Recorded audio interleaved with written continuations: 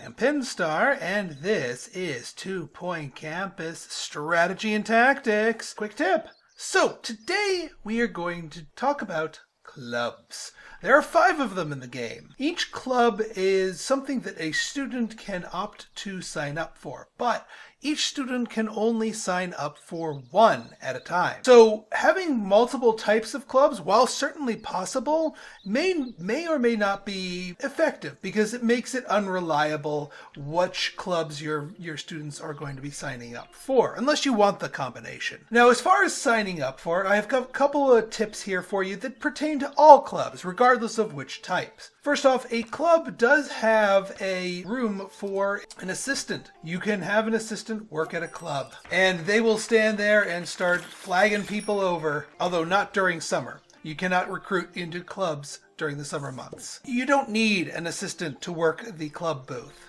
In fact, you probably don't want one unless you're way later in the stage and are swimming in cash. While it does seem to have a minor effect in increasing enrollment, you're better off, if you really want to push a club, just build a second enrollment thing somewhere else on the campus for students to start signing up there rather than having that. One other tip is make sure to remember to turn off club recruitment whenever you hire assistants for any other reason.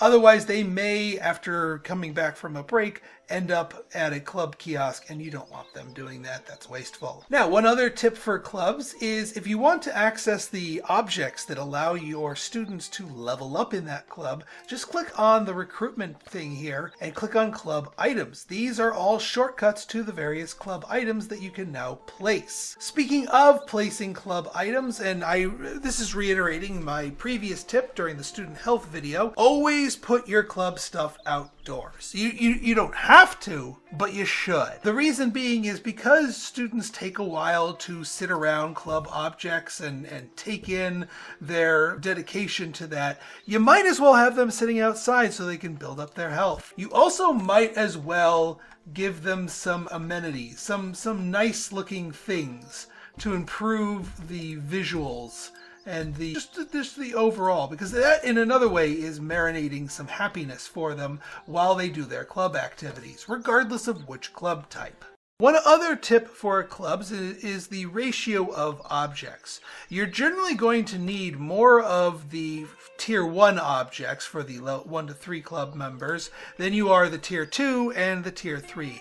I would recommend 3 of these objects. Or, well, you can start off with 1, but then once your students ask for the Tier 2, build 2 level 1s and then a Tier 2. And then when they ask for the 3rd, build 3 level 1s, 2 Tier 2s, and then a single Tier 3. Assuming you can afford it, of course. Make sure to scatter the like-typed objects out and put them around at various points in the campus. That way students are more likely to bump into them and start utilizing them. Now then, you might be asking, well, Pinstar, which of these 5 clubs should I build on my campus? What are their strengths and weaknesses? Which ones are good or bad? Well, let's dive into that right now. The Orb Foundation is, well, it's not my favorite. It will pay you a little student that signs up, $250 to be exact. Every time they level up their dedication, the amount goes up. So the next one goes 500 and then 750 and so on and so forth. Using this equation, we get to $16,500 per student if they manage to max themselves out at level 10 dedication to the club, which is all well and good with a couple of problems. One, it comes with a happiness penalty, 3% per level, 30% at level 10. Guess what happens when students are really unhappy? They don't pay their tuition fees, which kind of defeats the whole purpose of this. Not to mention, the payments you get are one-time fees, meaning that if the student is coming back for year 2, year 3, they're going to continue to be miserable, but they're not going to get you any more once they've maxed out. The Nature Club is a nice club. I like the aesthetics for it. The feelings of the Nature Club. They not only exude auras of that, but they get el natural. As you can see, they do bring up the attractiveness of the area. One of the other benefits is that they will occasionally autonomously clean things for you as part of the Nature Club here. In this case, we can see our Nature Club member sweeping up some of that litter. So they can help keep things tidy. They can help your campus look nice with the attractiveness buff that they radiate. But ultimately, these are things that you can get done with other aspects. You can place scenery to increase attractiveness quite easily. And yes, while it does cut down on the expenses of janitors, it's not super reliable with them deciding to clean things up or not. At least not until they get into the higher levels. So I wouldn't rely on them too much. It's not a bad club, but I think there are better ones. The book club is one of the stronger clubs. It definitely helps you out directly in the job that you're hoping to do as a campus administrator. Educate students. For every level in book club that a student has, they gain a 1% bonus to their rate of learning globally, regardless of what class they're taking. This is quite potent, especially on maps where you need to get certain grade levels or certain graduate levels at a high grade level in the books. It's certainly not very flashy, but a bonus is a bonus, and every little percent certainly helps. The other little bit of a bonus that you get from this as sort of a knock-on effect is that when you have a bonus to learning rate, that means the student is gaining XP faster. XP faster will factor into XP bonuses. Not on this map, this is upper etching, but on a normal map, the extra XP you get from this will factor into a little bit more money. Is it more than what you would get out of the orb? Probably not. But you're also getting a lot more learning out of it and no happiness penalties. So yeah, definitely go for this one if you want just sort of a generalized benefit and if you're trying to exceed and succeed academically. Before I start talking about the Power Nap Club and the Power Walking Club, I want to explain a behavior in the game that is relevant to my opinion of those two clubs. And that's what I call booking it. What is booking it? Well, when an event or a class starts up, oftentimes students will go into a full-on sprint to get to the classroom or venue in question. Notice how all these people here are sprinting to get to the Jasmine Odyssey concert. This particular campus does not have the Power Walking Club.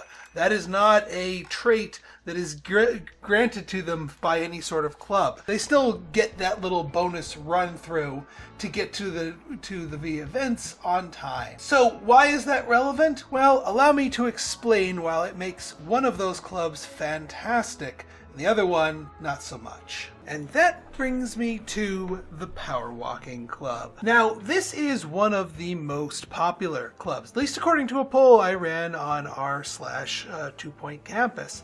And at first glance, it is a pretty good club, pretty good looking club anyway. Students getting themselves a 40% boost in speed and just getting from point A to point B all that much quicker so they can get to class faster, they can get to their hangouts faster, they can get to the movies faster, whatever you want. Well, there's a couple of problems with this. One, the 40% boost only seems to trigger when they proc the sprint, the power walk animation. And that's not always reliable. Now granted, it becomes more reliable once they get the higher levels of dedication in the club, but that's not all the time. Secondly, when they activate that ability, it costs them energy. It actually drains about a quarter of your energy, maybe a little bit less, to activate the sprint mode. Thirdly, there's no guarantee that they actually have a place they need to get to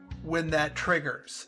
They may just be standing and farting around and then suddenly go into hyperspeed farting around, as you will see in the clip momentarily. Now, all of that would be bad, but it gets even worse because when your students get really low on energy, they become susceptible to daydreaming.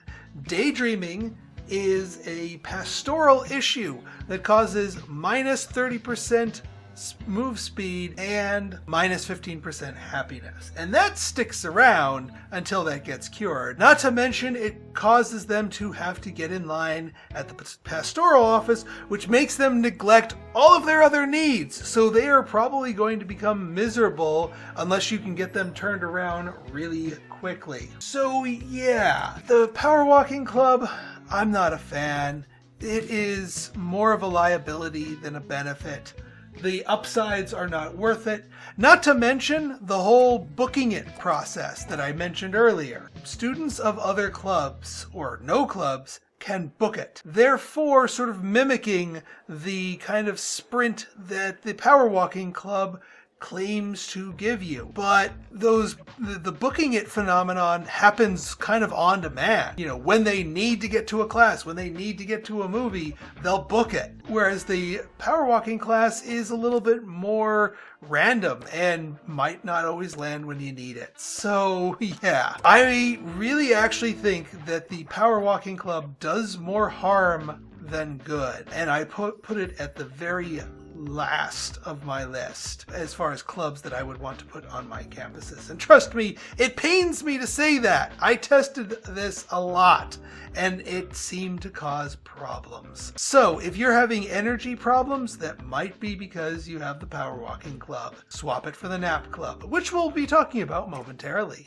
The Nap Club is my favorite club. Of the 5, I think it is the strongest, the most useful, and the most beneficial to put on your campus. The reason being is several different reasons. 1, any member of the Nap Club has a chance to spontaneously break into a power nap at any given time. The chance at any given moment is fairly slim, but as they go up in the levels of dedication to the club, the chance of them breaking into a nap is higher. This also doesn't require them to interact with any objects to restore this need. And normally a student would need to go to a dormitory and rest up. Now you might say, well, Pinstar, that's not so much of a problem. There's tons of beds in these dorms, especially if we're doing your perfect 10 dorm. Why is that a problem? The reason that's a problem is that it's not that a student has to go to a dorm that's the problem.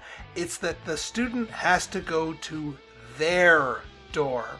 That's the problem. Each student has a specific assigned dormitory, and when they need to recover their energy, they can't go to the nearest dormitory. They have to go to their dormitory, even if it's all the way across campus. The problem therein lies is that some students don't get around to sleeping, and therein lays a dangerous condition, daydreaming, which just sort of cascades problems across the board. Power napping solves a lot of that. When a student takes their power nap, they restore, looks like about half of their energy, which is huge. Yes, it's not a full refill like you get at the bed, but who cares? You get it in the middle of nowhere while they're doing something else. Now, a lot of people may be scared off by the minus 40% move speed mentioned in the tooltip. That's not as bad as it sounds, because that only takes effect when the power nap itself is proccing. Every other time, they're walking fairly normally. Otherwise, you'd notice all the power nappers would be crawling across campus at all times. And then last but not least, the booking it effect. The power nappers have the ability to book it just as well as any other class member. So if they really need to move fast to get somewhere where they're going, they can. For all of those reasons, and the fact that it can help stave off daydreaming, which is just an annoyance and a half in of itself, means that the Power Nap Club is my #1 pick for the best club on campus. There you have it. 5 clubs, but they're not all created equally. So I hope this guide helped you pick the right club for your campus and help your students get a little side project to help them out in between their different classes. So if you guys like this episode and you want to see more like it, go ahead and hit that like button, hit that subscribe button, and leave me a comment, good, bad, or indifferent. Your feedback's always welcome. So until next time, it's been Pinstar signing out. See ya!